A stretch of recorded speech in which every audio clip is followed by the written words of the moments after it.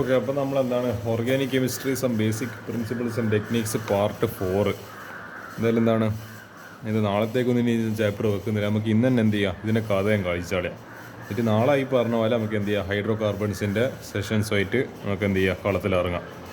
അതും കൂടി ഞാൻ ഈ ഒരാഴ്ചത്തേക്കാണ് അതായത് ഈ കമ്മിങ് വീക്കിലേക്ക് ഹൈഡ്രോ കാർബൺസും കൂടി തീർക്കാൻ എൻ്റെ ഉദ്ദേശം. അപ്പോൾ എന്താ അത് കഴിഞ്ഞിട്ട് എന്താണ് ഓർഗാനിക് സെക്ഷൻ മൊത്തം തീർന്നിട്ട് നമുക്ക് ബാക്കിയുള്ള ചാപ്റ്റേഴ്സിലേക്ക് തിരിച്ചു വരാം. അപ്പോൾ അതാണ് എൻ്റെ പ്ലാനിങ്. നമുക്ക് എന്തായാലും ആ പ്ലാനിങ് പ്രകാരം ചെയ്യുക. ഈ ഒരു 2 ക്വസ്റ്റ്യൻസ് കൂടിയേ ബാക്കിയുള്ളൂ. അതിലെന്താ ഇത് ആക്ച്വലി എന്താണ് നിങ്ങൾ പഠിക്കുന്ന ആ ഒരു ക്വാളിറ്റേറ്റീവ് അനാലിസിസ്, ഇപ്പോൾ ഡൂമാസ് മെത്തേഡ്, ജൽദാൽസ് മെത്തേഡ്, അങ്ങനെയെല്ലാം പറഞ്ഞിട്ട് കുറേ മെത്തേഡ്സ് ഉണ്ട്. അപ്പോൾ അതിന് ന്യൂമറിക്കൽ പ്രോബ്ലം നിങ്ങൾ വെറുതെ ഇക്വേഷൻ മാത്രമേ പഠിച്ചിട്ടുണ്ടാവും. പക്ഷേ അതിൻ്റെ റിയലായിട്ട് അപ്ലൈ ചെയ്യുന്ന കുറച്ച് രണ്ട് ന്യൂമറിക്കൽ കാണിച്ചു തരാം. ഇത് ആക്ച്വലി ട്രിക്കി ക്വസ്റ്റൻ. നമുക്ക് ഈ ട്രിക്കി ക്വസ്റ്റൻ തന്നെ നോക്കാം. An organic compound contain 69% carbon. ഇത് നമ്മളൊരു സം ബേസിക് കൺസെപ്റ്റ്സ് ഓഫ് കെമിസ്ട്രീൻ്റെ ഒരു ക്വസ്റ്റ്യൻ പോലെയല്ല. നമ്മളെ ഒരു എംപിരിക്കൽ ഫോർമുലയെല്ലാം കണ്ടുപിടിക്കുന്ന 69% carbon, 4.8% hydrogen and reminder being oxygen. അപ്പോൾ ഈ റിമൈൻഡർ ബീങ് ഓക്സിജൻ എന്ന് പറഞ്ഞാൽ എന്നാ, അതായത് 69 പ്ലസ് എന്താണ് 4.8. അപ്പോൾ ഇത് എത്ര വരും? 49 73.8. അപ്പോൾ 73.8% ഈ രണ്ടും ചേർന്നിട്ടുണ്ട്. ബാക്കി ഇല്ലത് ബാക്കി ശതമാനം, അതായത് ഇനി 100% ഇനി ഇത് എത്തിക്കുമ്പോൾ എത്ര ഉണ്ടാവും? ഇതിപ്പോൾ ഒരു 2 0. അപ്പോൾ എന്താ ഇത് 4, അപ്പോൾ ഇത് 6, അപ്പോൾ എന്താണ് ഇത് 0, പിന്നെ ഇത് 8 അപ്പോൾ ഇതാ. അപ്പോൾ ബാക്കി എന്ന് പറയുന്നത് 26.2% ആണ് ഓക്സിജൻ എന്ന് പറയുന്നത്. അപ്പോൾ ഈ ഒരു ലോജിക്ക് പെട്ടെന്ന് കത്തണം. ഓക്സിജൻ്റെ പെർസെൻറ്റേജ് എന്ന് പറയുന്നത് 26.2 ആണ്. Calculate the masses of carbon dioxide, CO2 and water, H2O produced when 0.20 gram of the substance. ഈ സബ്സ്റ്റൻസ് എന്ന് പറയുന്നത് ഈ ഓർഗാനിക് കോമ്പൗണ്ട് ഈ സബ്ജക്റ്റ് ടു കംപ്ലീറ്റ് കമ്പഷൻ. ഇതിനെ കമ്പഷനിലൂടെ പ്രോസസ്സ് ആകുന്ന സമയത്ത് നമുക്ക് കിട്ടുന്നതാണ് കാർബൺ ഡൈ ഓക്സൈഡും വാട്ടറും. ഒരു organic compound when treated with combustion, അതായത് ഇതിനെ കത്തിച്ച് കഴിഞ്ഞാൽ എന്താ സംഭവിക്കുന്നത്? CO2 വാട്ടറും ഉണ്ടാവും. അതിൻ്റെ എന്താ കണ്ടുപിടിക്കേണ്ടത്? ഈ CO2 വാട്ടറിൻ്റെ എന്താണ് എത്രത്തോളം മാസ് ഉണ്ട് എന്ന് കണ്ടുപിടിക്കണം. അപ്പോൾ എന്താ percentage of carbon is equal to നമ്മൾ പഠിക്കുന്ന ഇക്വേഷനാണ് 12/44 into mass of CO2 form divide by mass of substance formed into 100. എന്തിനാ ഈ 100 കൊണ്ട് മൾട്ടിപ്ലൈ ചെയ്യുന്നത്? കാരണം പെർസെൻറ്റേജ് ആണ്. അപ്പോൾ കാർബൻ്റെ പെർസെൻറ്റേജ് ഇവിടെ തന്നിട്ടുണ്ട് 69 ആണ്. എന്താ ഇവിടെ കണ്ടുപിടിക്കേണ്ടത്? ഈ മാസ് ഓഫ് CO2 ഫോമിലാണ് എക്സ് എന്ന് പറയുന്നത്. ഇത് നമുക്കൊരു എക്സ് ആയിട്ട് എടുക്കാം. അപ്പോൾ 69 ഇസിക്കൽ 12/44. ഇതിനെ കട്ട് ചെയ്ത് കഴിഞ്ഞാൽ 6 ഡിവൈഡഡ് ബൈ 22. ഒന്നും കൂടി കട്ട് ചെയ്ത് കഴിഞ്ഞാൽ 3 ഡിവൈഡഡ് ബൈ 11. പിന്നെ മാസ് ഓഫ് സബ്സ്റ്റൻസ് എന്ന് പറയുന്നത് 0.2 ഇൻറ്റു 100. അപ്പോൾ ഇത് കംപ്ലീറ്റ് ചെയ്യുന്ന സമയത്ത് ഇതാ ഈ എക്സ് കണ്ടുപിടിക്കണമെങ്കിൽ എന്താ ചെയ്യേണ്ടത്? ഈ 11 ഇങ്ങോട്ടേക്ക് പറഞ്ഞേക്കോ, ഈ 3 താഴെ പറഞ്ഞേക്കോ, ഈ 100 താഴെ പറഞ്ഞേക്കോ, പിന്നെ ഈ 0.2 കൊണ്ട് ഇങ്ങോട്ടേക്ക് മൾട്ടിപ്ലൈ ചെയ്യുക. അപ്പോൾ 69 into 44 into 0.2 divide by 12 into 100. അപ്പോൾ എത്ര വരും ആൻസർ? 0 കാൽക്കുലേറ്റർ ചെയ്യുന്ന സമയത്ത് 0.506 gram എന്ന് പറഞ്ഞിട്ട് ആൻസർ വരും. മാസ് ഓഫ് CO2 കിട്ടിയല്ലോ. ഇനി പെർസെൻറ്റേജ് ഓഫ് ഹൈഡ്രജൻ.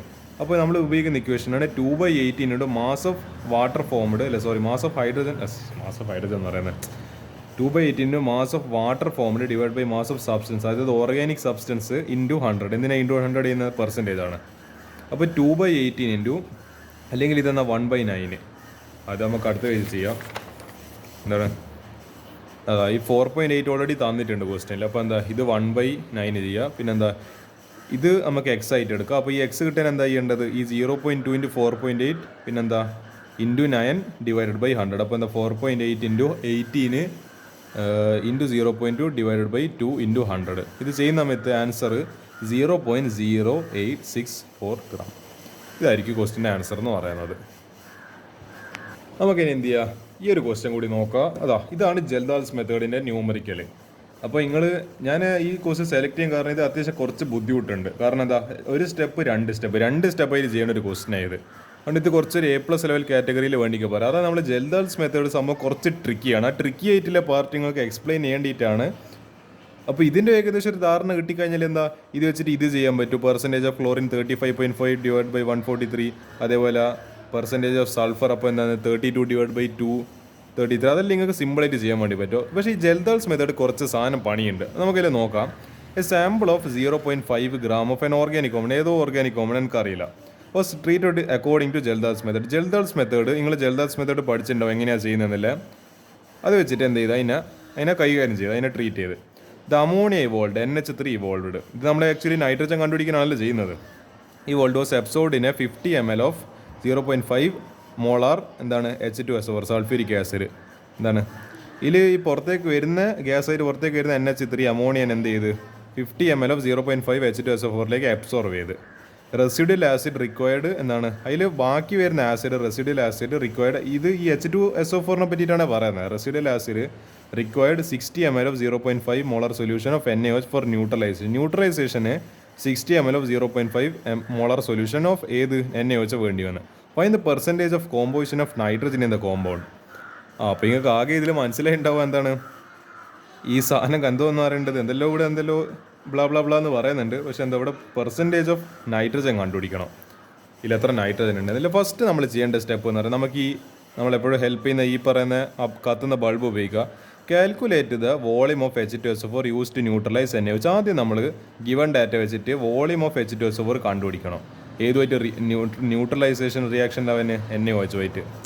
ആക്ച്വലി ഇതൊരു ആസിഡാണ്, ഇത് ബേസാണ്. ആസിഡ് ബേസ് റിയാക്ഷനായിട്ടാണ് നടക്കുന്നത്. ഇത് ആക്ച്വലി നിങ്ങൾക്ക് നല്ലോണം മനസ്സിലാവും എപ്പോഴാന്ന് വെച്ചാൽ നിങ്ങൾ എന്താണ് +2 ലാബ് കയറി കഴിഞ്ഞാൽ കെമിസ്ട്രി ലാബിൽ ഫസ്റ്റ് നിങ്ങൾ ചെയ്യും ടൈട്രേഷൻ എന്ന് പറഞ്ഞിട്ട്. അവിടെയാണ് ഈ സാധനം കുറച്ചും കൂടി നല്ലോണം മനസ്സിലായി. ഇത് വെറുതെ ഇപ്പോൾ ഞാൻ പറയുന്നത് നിങ്ങൾ ബൈഹാർട്ടാക്കിയിട്ട് നോക്കേണ്ടി വരും. ആക്ച്വലി എൻ്റെ ഫീൽ കിട്ടണമെങ്കിൽ നിങ്ങൾ ടൈട്രേഷൻ തന്നെ ചെയ്യണം. പക്ഷേ എന്താ ഇതിപ്പോൾ നമ്മൾ തൽക്കാലത്തേക്ക് ലാബൊന്നും ചെയ്യാത്തതുകൊണ്ട് നിങ്ങൾ മനസ്സിലാക്കുക H2SO4 NaOH ആസിഡും ബേസിൽ നിന്ന് ന്യൂട്രലൈസേഷൻ നടക്കുന്നുണ്ട്. അത് കിട്ടിയ ശേഷം വോളിയം കിട്ടിയ ശേഷം calculate percentage of nitrogen by using the formula. നൈട്രജൻ്റെ ഫോർമുല ജെൽദാൾസ് മെത്തേഡ് നിങ്ങൾ പഠിച്ചിട്ടുണ്ടാവും. എന്താണ് 1.4 × N × V. ഈ N എന്ന് പറയുന്നത് എനിക്കൊന്ന് നോർമാലിറ്റിയാണ്. W എന്നതിൽ എനിക്ക് ഓർമ്മയില്ല. V എന്ന് പറയുന്നത് വോളിയം ആയിരിക്കണം. 1.4 കൊണ്ട് നമുക്ക് എല്ലാം ചെയ്ത് നോക്കാം. ആദ്യം നമുക്ക് എന്ത് ചെയ്യാം, മറ്റേ വോളിയം ഓഫ് H2SO4 കണ്ടുപിടിക്കുക. Volume of acid taken is equal to 50 ml of 0.5 molar H2SO4. ഈ 0.5 മോളാർ എന്ന് പറയുന്നത് that is a concentration of ഏത് ആസിഡ് ഈക്വൽ ടു എന്താണ് 25 × 1 മോളാർ H2SO4. അതായത് ഈ 0.5 എന്ന് പറയുന്നത് എന്താ പകുതിയാണ്. അപ്പോൾ 1/2. അപ്പോൾ എന്താ 50ൻ്റെ പകുതി എന്ന് പറയുന്നത് 25. അപ്പോൾ എത്ര ഉണ്ട് 25 ml ഏതുണ്ട് H2SO4 ഉണ്ട്. Volume of alkali used to neutralise excess acid. അപ്പോൾ അതെത്ര വന്നിട്ടുണ്ട് 60 ml ഓഫ് 0.5 മോളാർ NaOH. അപ്പോൾ എന്താണ് അതായത് ഞാൻ പറഞ്ഞായിരുന്നു 50 ml നിങ്ങൾ ആലോചിച്ച് നോക്ക്. നമ്മൾ ഇത് ആക്ച്വലി സ്റ്റാൻഡേർഡ് അല്ല, നമ്മൾ സ്റ്റാൻഡേർഡ് ആക്കേണ്ടിയിട്ട് തന്നെ 1 ആക്കി. അത് ഞാൻ പറഞ്ഞുതരാം. 50 ml 0.5 മോളാറാണ്.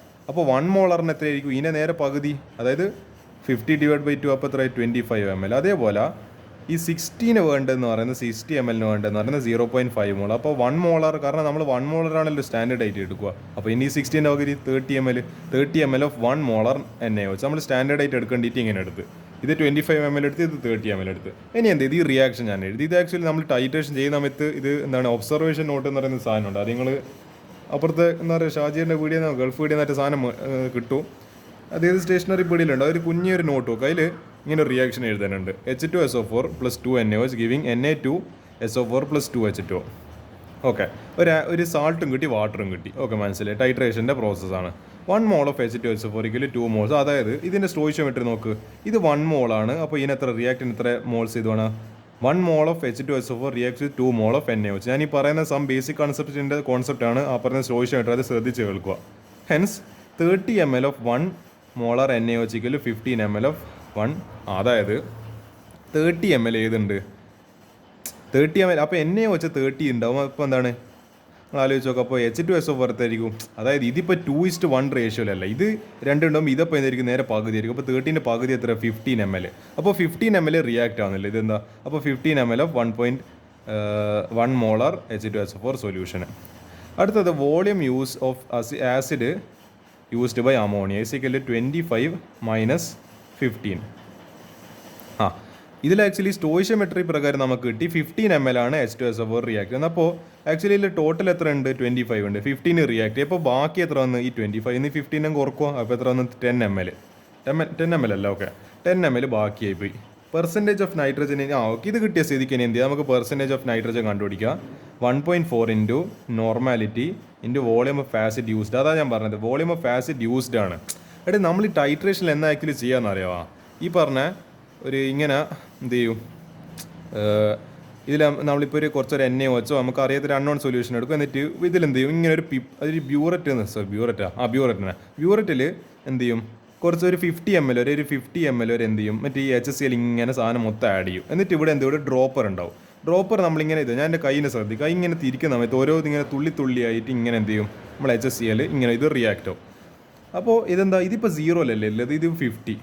പിന്നെ ഇതിൻ്റെ ഇടയിൽ നടക്ക് 20, 30, പിന്നെ ഇതിൻ്റെ ഇടയ്ക്ക് 21, 21.2. അതിൻ്റെ അതായത് ഇപ്പോൾ 20-ഉം 21-ഉം തമ്മിലൊരു 10 ഡിവിഷൻ ഉണ്ടാവും. 21.1, 21.2 അതുണ്ടല്ലോ, അതിങ്ങനെ ഉണ്ടാവും. ഇപ്പോൾ നമ്മൾ ചെയ്തിട്ട് ലാസ്റ്റ് നമ്മളിപ്പോൾ ഫിനോഫ്തിലിൻ ഇൻഡിക്കേറ്റർ ആഡ് ചെയ്ത് ഒരു പിങ്ക് കളറായി.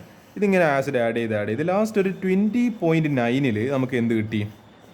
ഈ പറഞ്ഞ ഈ സാധനം മൊത്തം കളർലെസ് ആയി. ആക്ച്വലി ഇതാണ് ടൈട്രേഷൻ്റെ ഒരു പ്രിൻസിപ്പിൾ. അത് സംഭവം മൊത്തം കളർലെസ് ചെയ്ത് ഞാൻ ആക്ച്വലി പിങ്ക് കളർ ഉപയോഗിക്കുന്നത്, ഇത് കളർലെസ് ആയിപ്പോയി.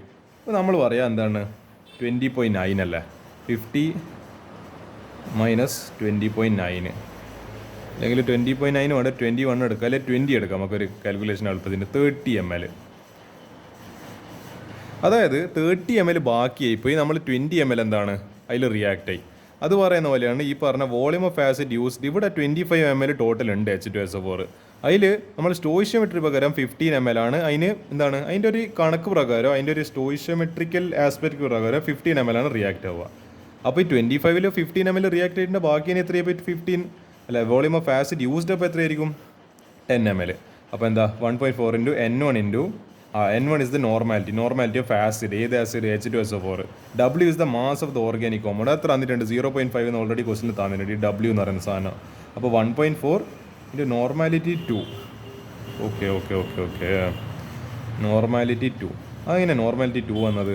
അത് ആക്ച്വലി നോർമാലിറ്റി 2 വരേണ്ട കാരണം അത് നിങ്ങൾ ഈ ടൈട്രേഷനിൽ തന്നെ നിങ്ങൾ നോർമാലിറ്റീനെ പറ്റി പഠിക്കുന്നുണ്ട്. അത് ആക്ച്വലി ഈ പറഞ്ഞ നോർമാലിറ്റി മീൻസ് എങ്ങനെയൊക്കെ എക്സ്പ്ലെയിൻ ചെയ്യുക. ഇപ്പോൾ H2SO4-ൽ എന്തുണ്ട്?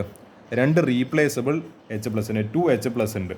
അപ്പോൾ ആ 2 എന്നുള്ള ഫാക്ടർ വെച്ചിട്ടാണ് ആക്ച്വലി ഇവിടെ 2 എഴുതിയിരിക്കുന്നത്. ആക്ച്വലി ഞാൻ ഇങ്ങനെയല്ല ഇതിനെ എക്സ്പ്ലെയിൻ ചെയ്യേണ്ടത്, പക്ഷേ തൽക്കാലത്തെ ഒരു സൗകര്യത്തിന് വേണ്ടിയിട്ട് ഇപ്പോൾ HCl-ൻ്റെ എന്താണ് നോർമാലിറ്റി 1 ആയിരിക്കും, കാരണം ഒരു റീപ്ലേസബിൾ H+ ഇവിടെ 2 എണ്ണയിലുണ്ട് 2 ആയിരിക്കും അതിൻ്റെ ഫാക്ടർ എന്ന് പറയുന്നത്. അപ്പോൾ 1.4 ഇൻറ്റു 2 ഇൻറ്റു ഈ 10 എന്ന് പറയുന്നത് നമ്മളെ ഈ വോളിയം ഓഫ് ആസിഡ് യൂസ് ഈ 10 ml റിയാക്ട് ചെയ്ത് കംപ്ലീറ്റ് ആയിട്ട് 15 ml ബാക്കിയായി പോയി.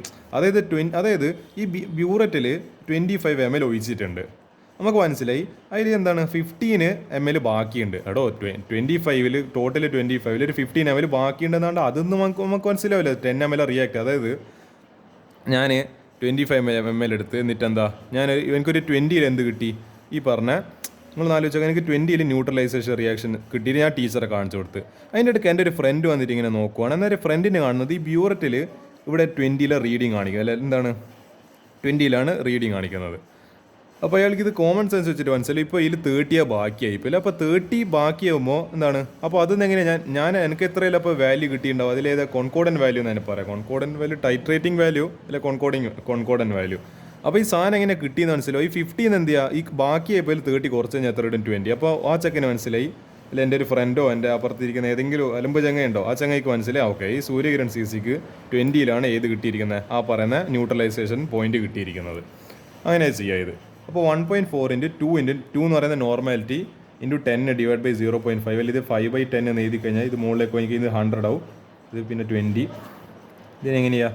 ഇതിങ്ങനെ ചെയ്യേണ്ട ആവശ്യമില്ല, കാൽക്കുലേറ്റർ എടുക്കുക ചെയ്യുക. 56% ആയിരിക്കും ഇതിന് ആൻസർ വരിക. പെർസെൻറ്റേജ് ഓഫ് നൈട്രജൻ എന്ന് പറയുന്നത് ആക്ച്വലി ഇത് 0.56 ആണ്. അത് നമ്മൾ എന്ത് ചെയ്യണം? ഒരു 100 വെച്ചിട്ട് മൾട്ടിപ്ലൈ ചെയ്യണം. ഇവിടെ 100 വെച്ചിട്ട് മൾട്ടിപ്ലൈ ചെയ്തില്ല, 100 വെച്ചിട്ട് ആക്ച്വലി മൾട്ടിപ്ലൈ ആണ്. അപ്പോൾ എന്താ 56% ആയിരിക്കും നമുക്ക് ഫൈനലി ആൻസർ കിട്ടും. ഇങ്ങനെയാണ് ഈ പറഞ്ഞ ക്വസ്റ്റ്യൻ ചെയ്യുക. അപ്പോൾ ഇതാണ് ഈ ക്വസ്റ്റ്യൻ്റെ ഒരു പ്രശ്നം. ഇതെല്ലാം നിങ്ങൾക്ക് എളുപ്പത്തിൽ എന്താ പറയുക, ഇതൊക്കെ നിങ്ങൾ കാണുമ്പോൾ തന്നെ മനസ്സിലാവും, പക്ഷേ ഇത് അത്ര എളുപ്പമല്ല. അതുകൊണ്ടാണ് ഞാൻ ഈ ഒരു ക്വസ്റ്റ്യൻ ഞാൻ സ്പെസിഫിക്കായി ഡിസ്കസ് ചെയ്യും. കാരണം ഞാൻ കാര്യം പറയാം, A+ ലെവൽ ക്വസ്റ്റ്യൻ തന്നെയത്. ഇത് ആക്ച്വലി നിങ്ങൾക്ക് നല്ലോണം മനസ്സിലാവും. ലാബ് കയറിയിട്ട് ടൈട്രേഷന് അതിൻ്റെ ഒരു ബന്ധപ്പെട്ട കാര്യങ്ങൾ, നോർമാലിറ്റി, വോളിയം, ഇതെല്ലാം കുറച്ചും കൂടി അവിടെയാണ് മനസ്സിലാവും. പക്ഷേ ഇത് തൽക്കാലത്തേക്ക് വേറെ വഴിയില്ല, നമുക്ക് ഇങ്ങനെ ചെയ്യാൻ പറ്റും.